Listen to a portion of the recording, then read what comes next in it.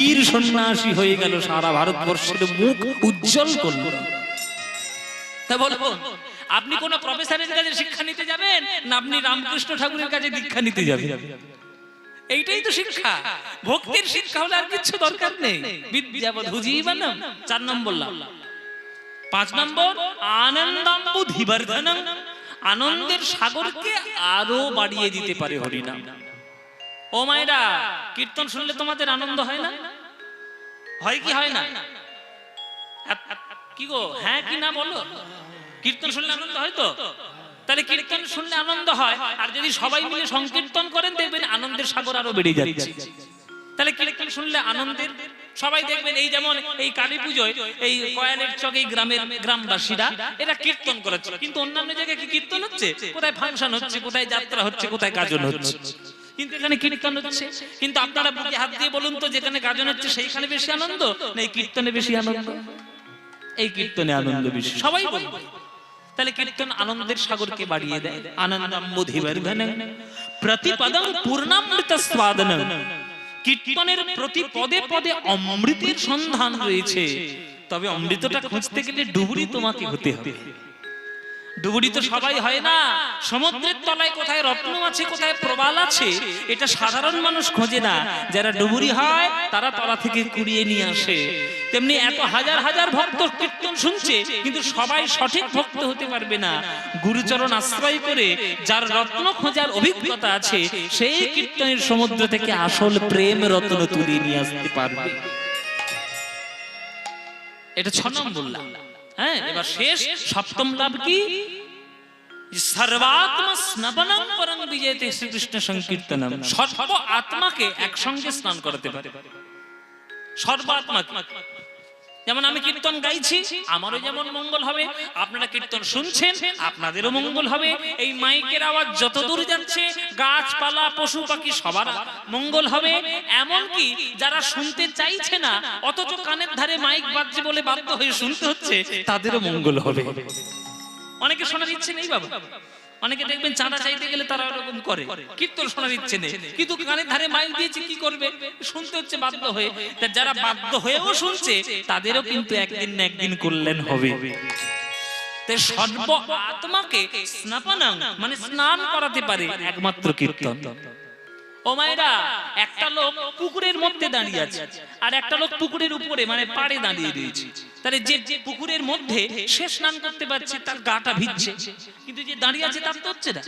কিন্তু আকাশ থেকে যদি ঝমঝম করে মেঘের বৃষ্টি পড়ে, যে পুকুরের উপরে দাঁড়িয়ে আছে সেও ভিজবে পুকুরের পাড়ে, আর যে পুকুরের মধ্যে দিয়ে দাঁড়িয়ে আছে সেও ভিজবে।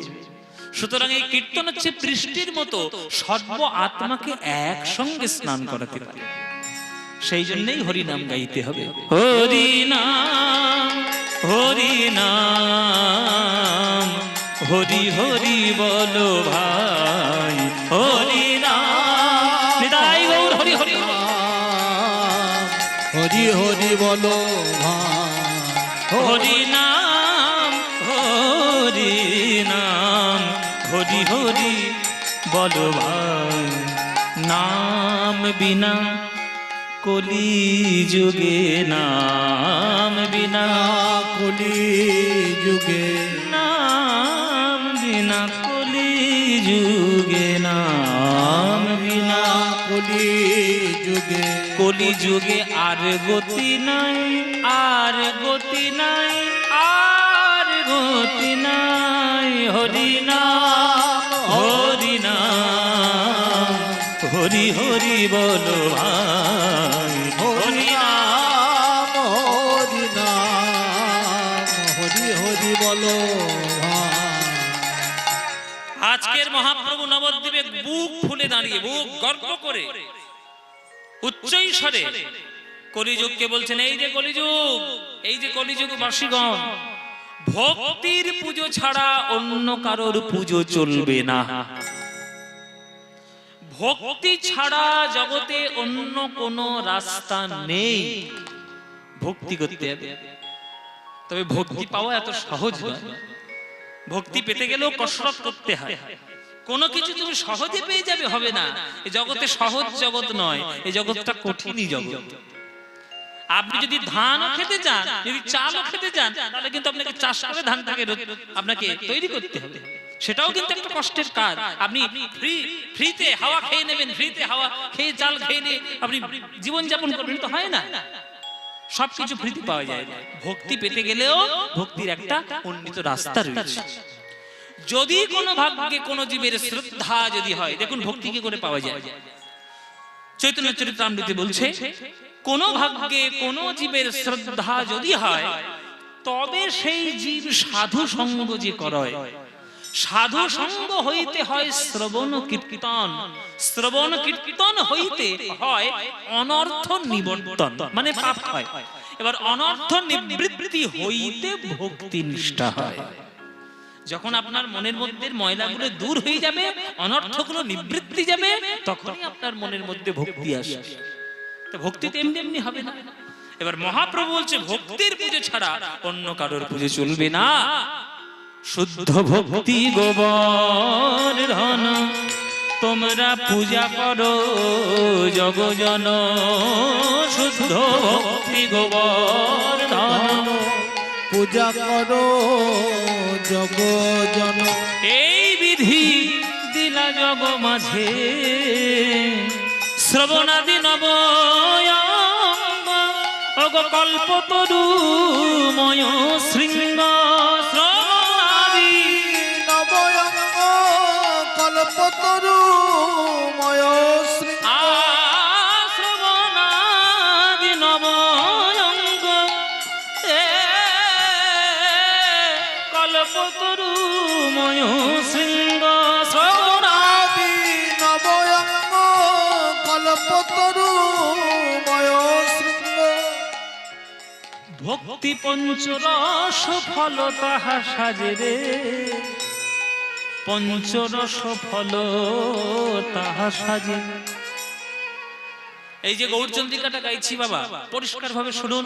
অনেক তত্ত্ব আর অনেক জানার বিষয় এইখানেই আছে। তত্ত্ব জানার জন্য, তত্ত্ব বলার জন্য নিজের গলা ফাটিয়ে চিৎকার করার দরকার নেই। মহাজনী পথ ধরো, সব বুঝতে পারবে। যত মত তত পথ রামকৃষ্ণের কথা বলছে। শুদ্ধ ভক্তি গোবর্ধন পূজা করো জগজন, এই বিধি দিলা জগ মাঝে। এইবার শ্রবণাদি নবয়ঙ্গ কল্পতরু ময়শৃঙ্গ পঞ্চরস ফল তাহা সাজি। তারপরে এবার একটা ব্যাখ্যা, পরিষ্কার করে ব্যাখ্যা শুনুন। শ্রবণাদি নবয়ঙ্গ, শ্রবণ আদি নব অঙ্গ মানে নববিধা ভক্তি। নয়টা ভক্তি আছে, যেটা শ্লোকটা বললাম প্রহ্লাদ মহারাজের মুখে। শ্রবণং মানে শোনা, কীর্তনং কীর্তন করা, বিষ্ণু শরণং ভগবানের কথা চিন্তা করা, পাদ সেবনং চরণ সেবা করা, অর্চনং পূজা অর্চনা করা, বন্দনং ভগবানের বন্দনা করা, দাসবং ভগবানের দাস হওয়া, স্বক্ষং ভগবানের বন্ধু হওয়া, আর আত্মনিবেদনং নিজের যা কিছু আছে সব কিছু ঈশ্বরের চরণে সকল সমর্পণ করে দেওয়া। এই হচ্ছে নয়টা ভক্তি। এই নয়টা ভক্তিতে নজন শ্রেষ্ঠ স্থান লাভ করে বসে আছে। এবার নটা রাস্তায় আপনার যে রাস্তাটা পছন্দ আপনি সেই রাস্তা ধরুন। ধরাটা ধরার মতো হলে, করাটা করার মতো হলে আপনি ভগবানের চরণ এমনি পাবেন, কোনো চিন্তা নেই। ও মায়েরা, এই যে নটা ভক্তি, এই নটা ভক্তিতে 9 জন শ্রেষ্ঠ স্থানে আছেন। শ্রবণ মানে শোনা, আপনারাও কীর্তন শুনতে এসেছেন, সেও কীর্তন শুনতে গেছিল, সে শ্রেষ্ঠ হয়েছে, আপনারা শ্রেষ্ঠ হতে পারেননি। তাহলে সেই শ্রেষ্ঠ মানুষটাকে, যিনি শুনে শুনে ভগবানের চরণ লাভ করেছে, তার নাম কি বাবা জানেন তো আপনারা? তার নাম কি? তার নাম হচ্ছে পরীক্ষিত মহারাজ। পরীক্ষিতের মতো কীর্তন আজ পর্যন্ত কেউ শুনতে পারেনি। আপনারা কীর্তন শুনতে আসেন 4 ঘন্টা, তাও আপনাদের বাড়ির দিকে মন থাকে, তালা দেওয়া হয়নি, গরু ছাগল গুলো কি হবে, হাঁস মুরগি গুলো কি হবে, কুকুর বিড়াল ঢুকবে, এই চোর টাকা ধুল ধুল, এই চিন্তা করলে কীর্তন শোনা হয়। আর 7 দিন ধরে পরীক্ষিত মহারাজ এমন মন দিয়ে কীর্তন শুনেছে, ভগবান তাকে কৃপা করতে বাধ্য হয়েছে। তারে শ্রবণে সর্বশ্রেষ্ঠ পরীক্ষিত। এবার কীর্তনে সর্বশ্রেষ্ঠ কে? কীর্তনে সর্বশ্রেষ্ঠ হচ্ছে সুখদেব গোস্বামী প্রভুপাদ, যিনি পরীক্ষিতকে কীর্তন শুনিয়েছিলেন। তিনি, তার মতো কীর্তন শোনাতে আর কেউ পারবে না। তিনি কীর্তন শুনিয়ে ভগবানের চরণ পেয়েছে। এবার বিষ্ণু স্মরণাং মানে স্মরণে সর্বশ্রেষ্ঠ ভক্তকে প্রহ্লাদ।